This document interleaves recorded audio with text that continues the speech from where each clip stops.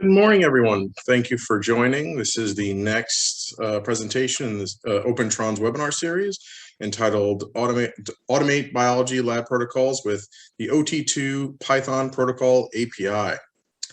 Next slide, please.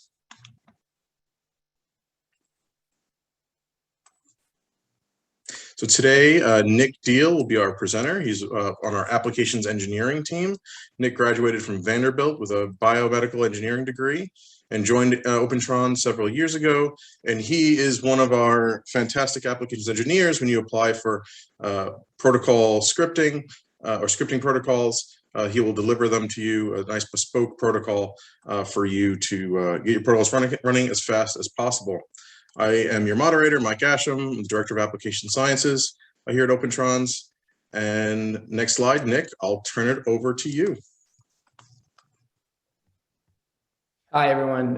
Thank you, Mike, for the intro, and thank you, everyone, for coming and participating. I'm looking forward to speaking to you about and demonstrating the power of the Opentrons Python API.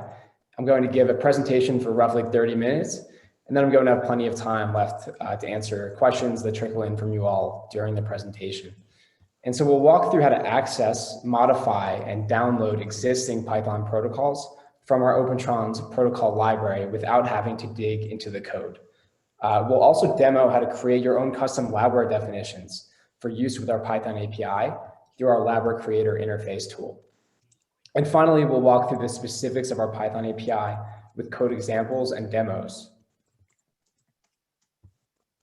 Next slide, please. Okay, so let's talk about creating protocols for the OT-2. In biology, you might know a protocol as a predefined procedural method in the design and implementation of an experiment. And this really relates to the definition of a protocol in the Opentrons ecosystem. So a protocol for the OT-2 robot is a set of instructions written in code that gives the OT-2 a step-by-step procedure to execute. And so this can include liquid handling steps like aspirations and dispenses, as well as non-liquid handling steps. So these are things like pauses, comments, and delays, and also hardware module action. And there are currently two main paths to create protocols on the OT-2. We have our protocol designer, which generates JSON files, and we have our Python API, which generates Python files or are written in Python files. Okay, I'd like to preface our Python API talk by briefly mentioning our protocol designer. Our protocol designer is a graphical interface that you can see here that allows a user to develop an OT-2 protocol without actually writing any code. So you can see in the image that there's a drag and drop style deck layout and an ability to add both liquid handling and non-liquid handling steps, as I mentioned, to create your protocol. Now, PD comes with its strengths and some limitations as well. So some strengths, it has a very short learning curve, right? You don't need any coding language or any knowledge of code to use this tool. It's visual and intuitive, so it's a drag and drop labware setup. And also a recent software release actually even allows you to batch edit multiple steps at a time. This is really convenient. It's also great for simple protocols and first-time users to get their feet wet on the Opentrons platform. Some limitations, though, are that it cannot implement logic. And so an example of this might be keeping track of the volume of a reservoir channel before moving to another reservoir channel, which is pretty common in high volume reagents.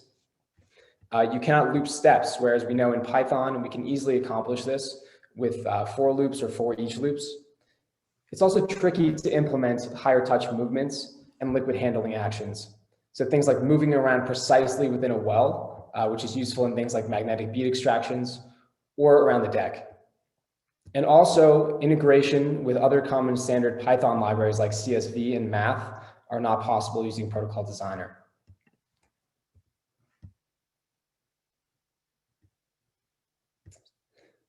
So that brings us to the Python API for Opentrons, and that's really the main subject of this webinar. So briefly, what is an API? It stands for Application Programming Interface. It's a type of software interface which offers service to other pieces of software. And it often allows a user to write code in a high-level programming language like Python to interact with lower-level code.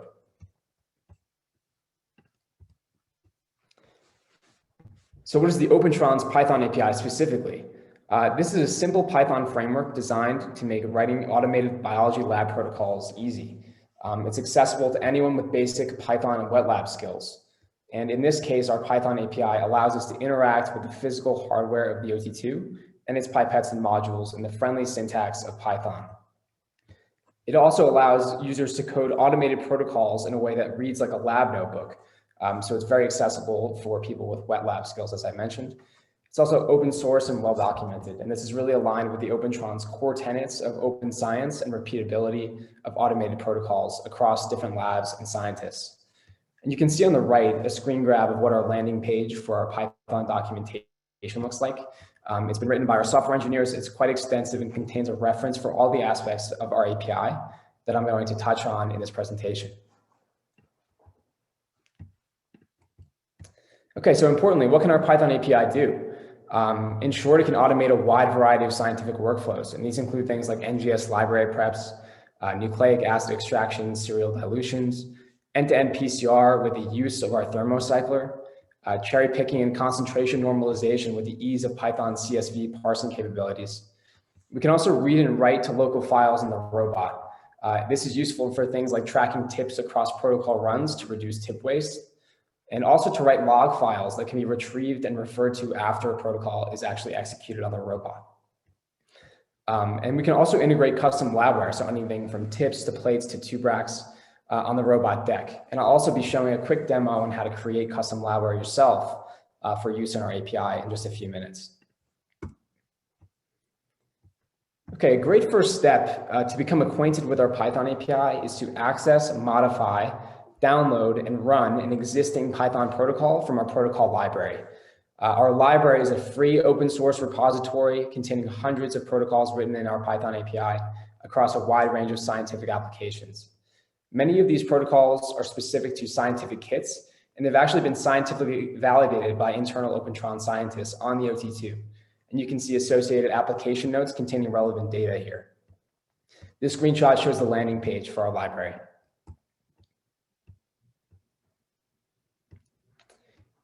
I mentioned that our library contains protocols for a wide range of scientific protocols and applications. Here's a bit of data depicting the breakdown of protocol categories in our library. So this includes over 360 data points, each of which is an individual protocol. And you can see here the flexibility of the OT-2 and Python API in accommodating workflows from our most popular categories like sample prep, NGS prep, and PCR prep, all the way down to some rare applications like proteomics applications. So really, we're hard pressed to think of categories of scientific workflows that are not compatible with the OT-2. Okay, here I'd like to demo what it might look like for you to access a pre-developed Python protocol from our library. So for example, let's say you're beginning a PCR prep and you need to cherry pick samples from various wells of source plates to different plates, to a single clean PCR plate, right? So you find a robust cherry picking protocol on our protocol library, and this is the landing page. So if you don't mind kicking off the video, Tricia.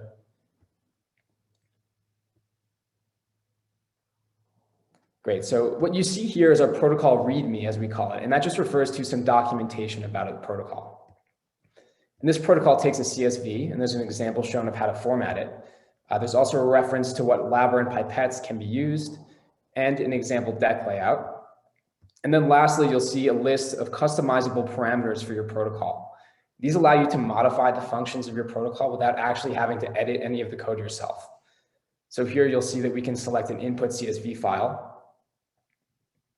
And then also we have these handy drop-down menus for our pipette models and mount, as well as tip types and our tip use strategy. And then we'll go ahead and download. Now, if we open the downloaded protocol, which is a Python file in a code editor, you'll see that your parameters are in fact coded right into the protocol. And so you don't need to manipulate any of the code yourself. So showing you this code is just to illustrate that the parameters that you selected on the download page are in fact reflected in the code. And when you upload into the Opentrons robot, you'll be seeing the parameters that you've selected reflected.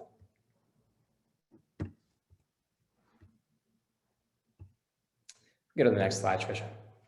Thank you. Okay, so great. Now that we've discussed how to create a protocol with our API using our protocol designer, without our API using our protocol designer, and also how to access and modify pre-developed Python protocols in our library. Let's now talk about how to write our own custom protocols in our API. So you can see here that we have 5 main parts of our protocol API. The first of which is our metadata and our version selection, which is a required field in our Python protocol. And so you'll see here that metadata is a dictionary of data that is read by the server and returned to client applications. And it requires exactly one element of the type API level. API level must contain a string specifying the major and the minor version of the Python API that your protocol is designed for.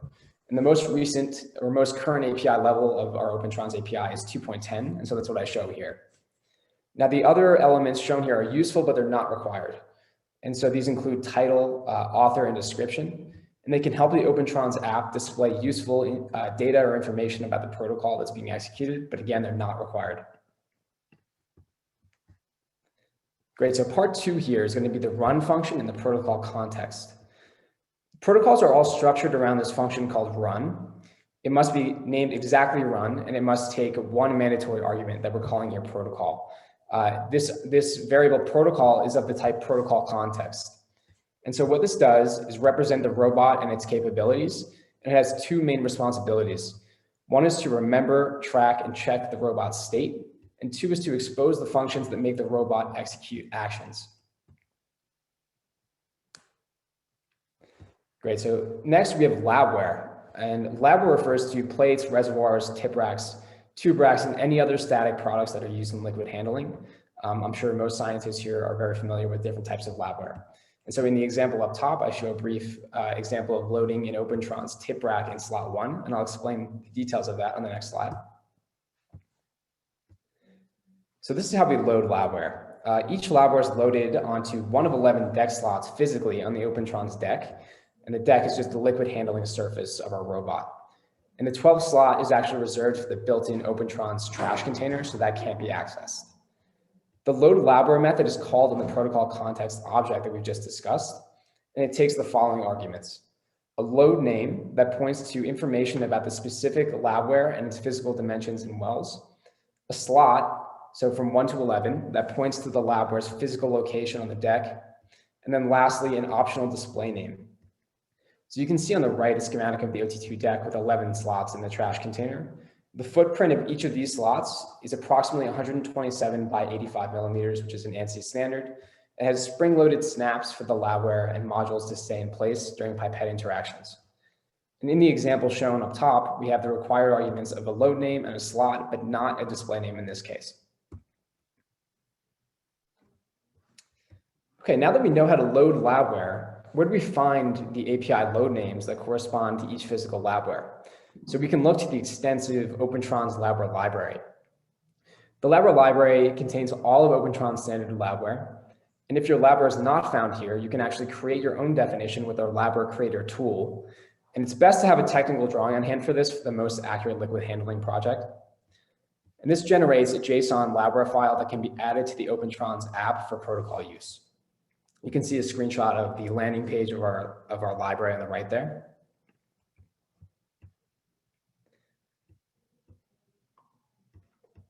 Great, so let's say you're looking for a labware load name on our library, but you can't find it on our labware library. So luckily, as I mentioned, you can actually create the labware definition yourself using labware creator. And Trisha, if you would play the video, we can walk through what that might look like. So you can see here we can actually sort by labware type as well on our library. And let's say we can't find what we're looking for.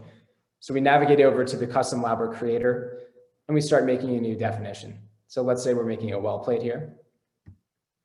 We selected the wells of the same shape and size, along with the standard footprint. We can add the overall height of the plate, the number of rows and columns, which again are a standard 8 by 12. The volume, which in this case we'll call 200 microliters, the well shape and diameter, the well bottom shape and depth, and a standard spacing of 9 by 9 millimeters in both directions. Lastly, a grid offset from the top left of the labware. We can see a handy preview of the labware that we've generated. We can also add a brand and a manufacturer number. We can also edit this API load name here. And then lastly, we'll export the file. Great, so this labware creator tool is very useful for what we call regular labware, custom regular labware. And what this means is that there's one grid, so the same spacing between all rows and consistent spacing between columns, and also requiring that all wells have the same shape. So we can go on to the next slide. Great, so now that we've gotten into some of the details of loading labware and creating labware, let's talk about well accessioning. So in other words, how do we access the wells of the labware that we've created and loaded for liquid handling steps? And you'll see here that we have plenty of options depending on the specifics of the workflow that we're trying to implement and the order in which we'd like to access these wells. So I'll just walk through some of our options here. You can see here at the top, if we call .wells on a labware object, we return a flat list of every well of the labware in the order of columns and then rows. So we go down column 1 and then column 2, etc. We also have .rows and .columns, and this returns nested lists, where when we call .rows, it's a list of lists. The inner list is a row containing all wells. And similarly with columns, we have a list of columns where each element of the column is a well. And then lastly, we can return wells by name, rows by name, or columns by name. And these return dictionaries. If you aren't too familiar with dictionaries, they're a helpful data structure in Python that allow us to use a key rather than an index to access items. So in this case, the key for wells by name might be the well name A1, B1, etc. For rows by name, we might use a key A, B, C, and for columns by name, 1, 2, 3. And I'd like to illustrate the various return types for well accessioning functions that we just walked through in a brief code demo here. So we can hit play. So right at the beginning, you can see some now familiar parts of our protocol. We have metadata with API level and our run function with the protocol context object. In this case, we call CTX. We've also loaded a plate with nest load name. And right here, we simulated the printout of .wells, which shows all the wells of that labware. If we comment that out and we print out each row, we'll see here a list of each row, where each row itself is a list of wells comprising that row. So that's row A and row B, etc. And rather than do the same thing with columns, let's print out the length of columns to prove to ourselves what's going on here. So we have 12 columns as expected. That's great for groups of wells, but now let's access individual wells. So you can see here we're using wells by name at first to access an individual well H3, then a slice of 3 wells, then the first row, and then the 5th column by name. Let's print those out. And you can see here, as expected, we've access to well H3, the 10th through 12th wells of the plate, row A, and column 5.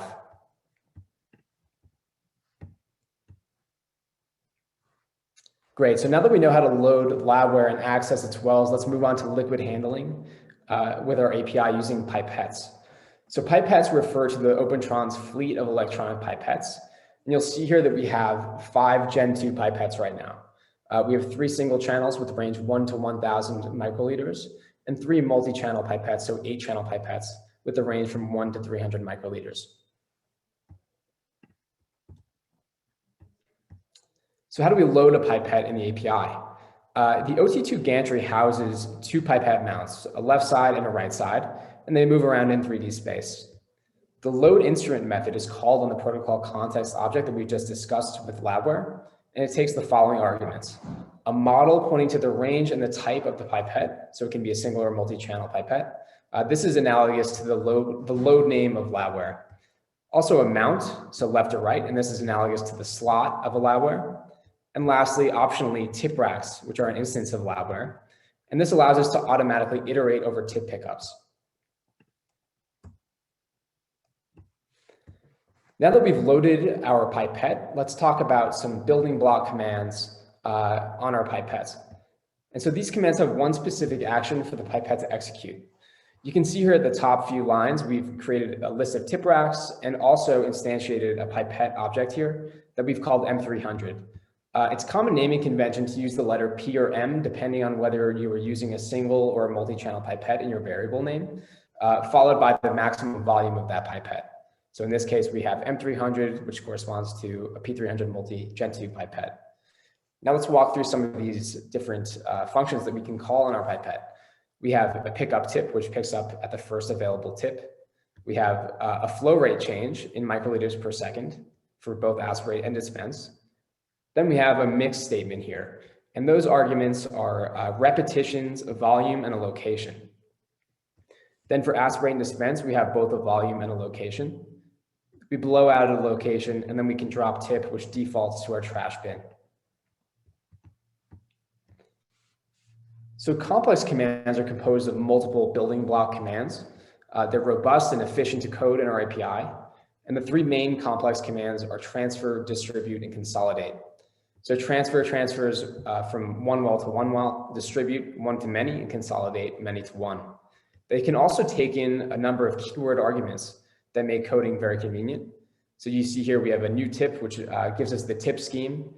We have a mix before and a mix after, which is a tuple of repetitions comma volume, similar to our building block mix command. We have a touch tip option at both the source and destination, an air gap volume, a blowout, and also disposal volume. So you can see here that we are calling a transfer on the first line, 100 microliters from each source to each destination, one to one.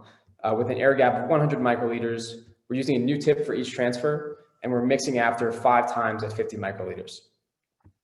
Following that, we have distribute. So we are distributing 100 microliters from one source to each destination.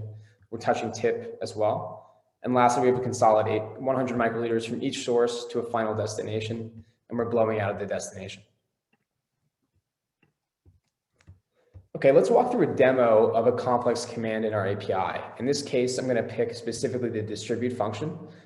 And we see off the bat a familiar structure of metadata with API level specified and a run function with a protocol context object called CTX. So we can start the video here. And you'll see right at the top, I'm actually showing how easy it is to use variables in our protocol using our Python API. So right at the top of the protocol, we specify 20 wells to be accessed, and we load a plate, reservoir, and tip racks.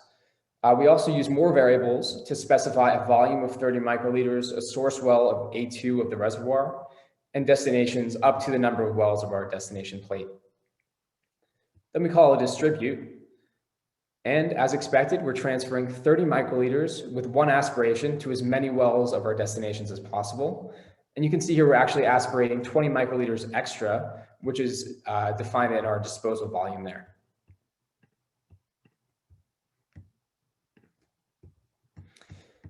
Great, so now that we know how to use pipettes to perform liquid handling on the wells of our labware, let's move on to our fleet of modules, hardware modules that are compatible with the OT-2 and our Python API as well. So modules are peripherals that attach to the OT-2 physically to extend its capabilities. So some modules that we have in our fleet right now are a temperature module that hold labware at a specific temperature from 4 to 95 degrees C, and this can be modified within a protocol. We have a thermocycler that performs rapid temperature changes in cycles, and some of you might be familiar with thermocyclers in PCR applications. We have a magnetic module that has magnets that physically engage and disengage, and these are mainly used in magnetic bead cleanups and purification protocols. And also we have a HEPA module. This is unique in that it's not controlled by our API, but rather it sits on top of the OT-2, and it maintains a highly sterile environment.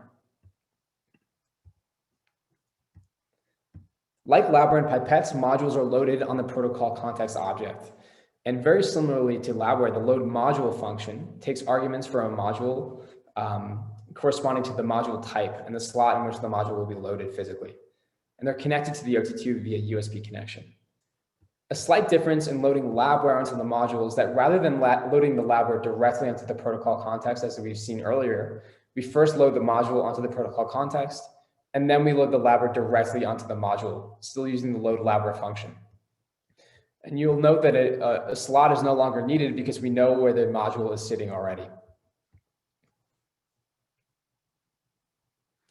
Okay, so here are some basic commands for our temperature and magnetic module. You'll see we can set a temperature in degrees C for the temp deck, and the magnetic module can be engaged to a specific height and also disengaged.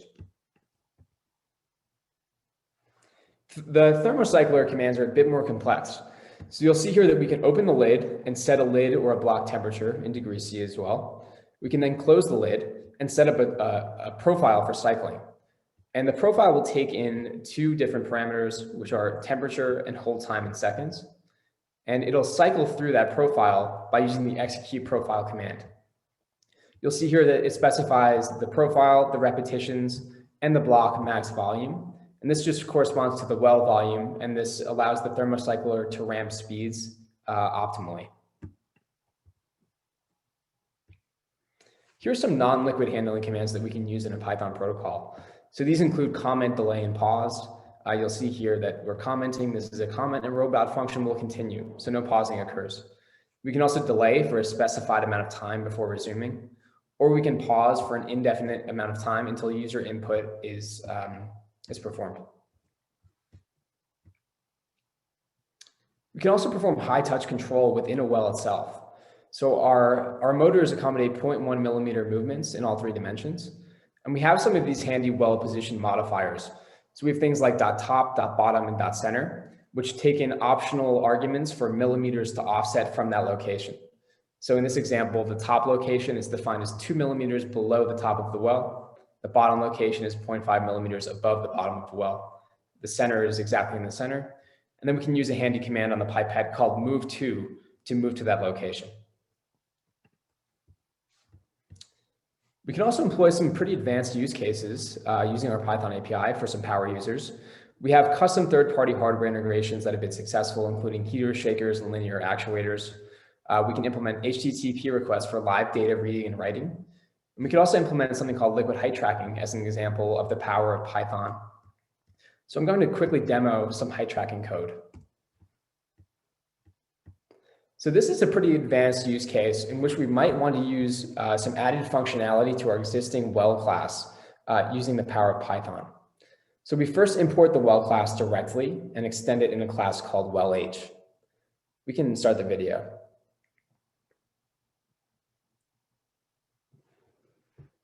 So the handy thing about these new wellh objects is that they will have all the functionality of our existing well objects, but add some additional height tracking capabilities.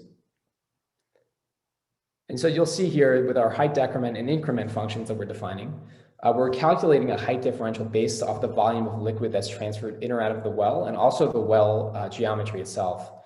And this allows for more accurate tip positioning during aspirations and dispenses. We load some labware as usual, and we create a wellh object for both our source and our destination wells. And you'll see that we'll also write a custom transfer function that utilizes this new height tracking functionality. If we simulate, we'll see that we are successful in updating the respective liquid levels of both the source and the destination wells. So as expected, when we transfer liquid out of the source, we're decreasing the liquid height. And when we transfer into the destination, we're increasing the liquid height. And this corresponds to the volume that's transferred and the well geometry. Now, I know I breezed through this complex example, but I wanted to show the power of our Python API with object-oriented programming. And I'll make the code available at the end of this presentation for future reference. Okay, so to wrap things up here, I know that I went through the Python Opentrons API pretty quickly, and this might seem a bit overwhelming for those with not much programming experience. And so to that end, I'd like to offer my team, the Opentrons Applications Engineering team, as a direct resource for consultation and best practice for use of our API. In addition, you can use my team as a full service to develop your custom protocol for you. You can submit a custom protocol submission form as shown on the left here. Our lead time is under 2 weeks from the receival of your submission. And also our protocols are delivered to our users via the protocol library.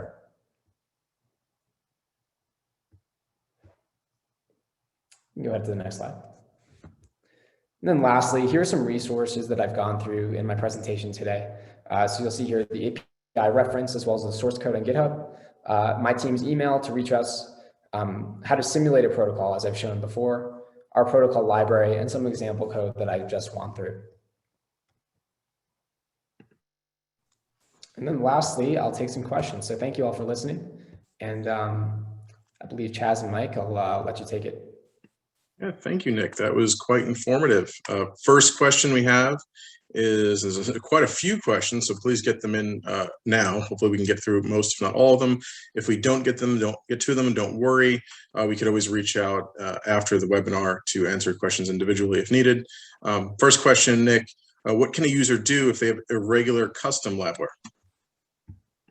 Yeah, that's a great question. So we do offer the capability of our team to develop these custom irregular labware definitions for you and turn them around to you. And so after this call, we can set up a reference for how to submit those requests. And then next question is, can a user utilize CSV files in the API? Yeah, you absolutely can. And so I showed a brief example of how to import a CSV file. For those who know Python a fair bit, we have a very handy CSV parsing capabilities in Python. It's very useful, as I mentioned, for things like cherry picking or normalization protocols. Next question. Thank you for that answer, by the way. Can Protocol Designer create Python that can be edited and integrated with manually scripted API calls? So right now, we don't currently have interoperability between Protocol Designer and Python. The best bet here would be to reach out to my team if you have a Protocol Designer protocol that you'd like to automate in Python. Thank you for that. Next question is, how do we transfer protocol files from a local PC to the OT-2? Yeah, that's a great question. And so the best way to do this is actually through our Opentrons app. And I didn't touch on this, but our app is a native desktop app for your computer. It connects to your OT-2 via Wi-Fi or USB. And there's a very obvious option for a protocol tab. And you just drag in either your Python or your JSON protocol into that tab. And then you'll walk through calibration and how to run the protocol. Thank you for that. Next question is, which API level should we be using? Yeah, so if you're up to date on both your robot and your app, I highly recommend using the most up-to-date API level. And as I mentioned, that's currently 2.10. And you can check back at docs.opentrons.com at the versioning tab for updates on our new API levels. Thank you. Are there example Python protocols or templates available to users? Yeah, absolutely. And so the best bet here would be to actually go to our protocol library, which I showed earlier in the presentation. There are hundreds of protocols to view and download and test. You can also reach out to my team if you have a specific question or something specifically that you're looking for. Thank you. Should we always use metadata 2.10? Yeah, so this relates a bit to the previous question. I do recommend using the most up-to-date level. And so right now that is 2.10. If your robot is updated, I do recommend using 2.10. Thank you for that. Can we alternate single and multi-channel pipettes in the same Python protocol? Sure. So we do have two mounts on our gantry, and we can use both a single channel and a multi-channel. We can also accommodate two pipettes of the same type. So any combination of two pipettes are totally fine to use in our Python API. Thank you for that, Nick. And then are we using those pipettes and two different pipettes? Can we make liquid class definitions with Opentrons? The platform. I'm sorry, Mike, what's that? Can you use liquid classes with the platform? Is there the concept of liquid classes? Do they exist? Sure. So we don't currently have built-in liquid classes, but we do have quite extensive documentation on how to use best practices for various liquid classes. Actually, I believe our last webinar was specifically about this, and I can direct you to that after this as well. Is there, do you know of any way to debug the code before live running? Sure. So the best way to do this is actually through Opentrons simulating. And I provided a link in the references for how to simulate protocols. Our developers did a great job of throwing different errors based on any bugs that might arise in the protocol. So when you simulate, you'll see a readout of the protocol if it's successful, and a corresponding bug with an error message if it's not successful. Thanks for that. So one follow-up, because it seems like it's coming up a few times, is what is the cost of custom protocol development, which is $1,000 for custom protocol or $2,700 for 3?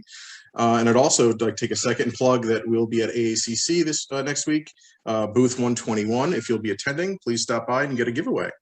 But now back to the questions. Can Protocol Designer instruct the OT-2 to pick up the first available tip, or is that command limited to just Python? So if I'm understanding correctly, the ability to select which tip will be picked up first is, I believe, restricted only to Python at this point. Thank you for that, Nick. Is there a way to pass arguments from the protocol, number of samples, for example? Tried it with arg parse, but doesn't seem to accept new arguments, can only read the parameters already there. Yeah, so for things like command line arguments, I definitely recommend hosting your protocol in our library and using the functionality that I showed you in the protocol library demo, where you can input different fields. You can create any custom fields that you'd like. So in this case, it could be a number of samples.